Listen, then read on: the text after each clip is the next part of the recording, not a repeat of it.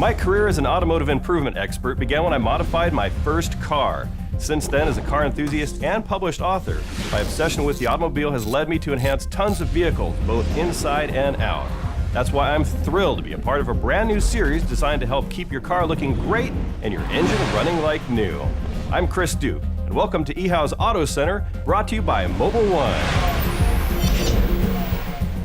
Keeping all the fluids in your vehicle changed on a regular basis is one of the most important things to keep your car running properly and avoid internal breakdowns. Let's take a look at these fluids, as well as when and how to replace them. All the fluids in your car serve a specific purpose.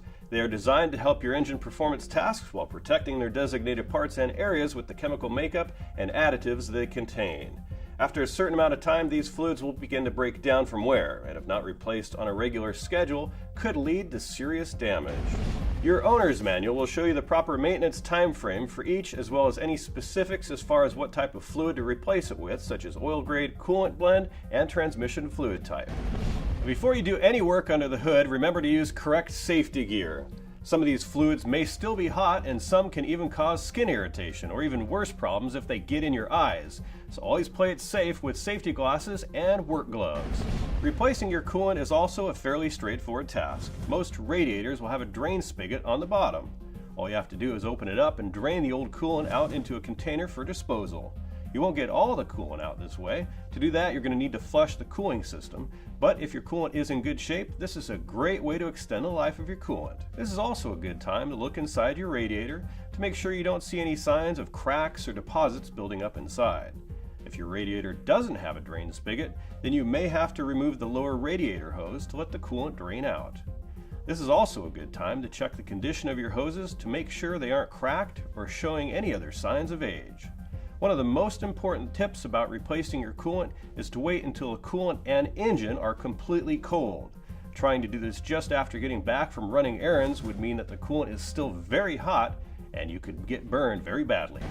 Replacing the transmission fluid and filter can be a little bit more daunting if you've never done it before.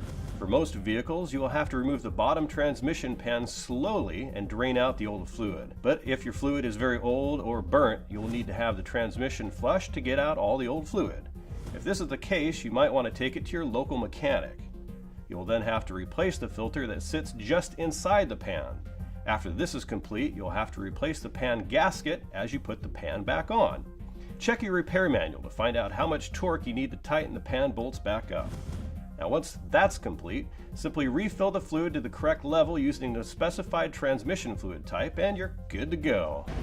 Now that you have all of these fluids replaced, you have one last important task. You need to properly dispose of the old fluids and filters. Disposal of the coolant isn't generally a problem if your house drain is connected to a municipal wastewater treatment system.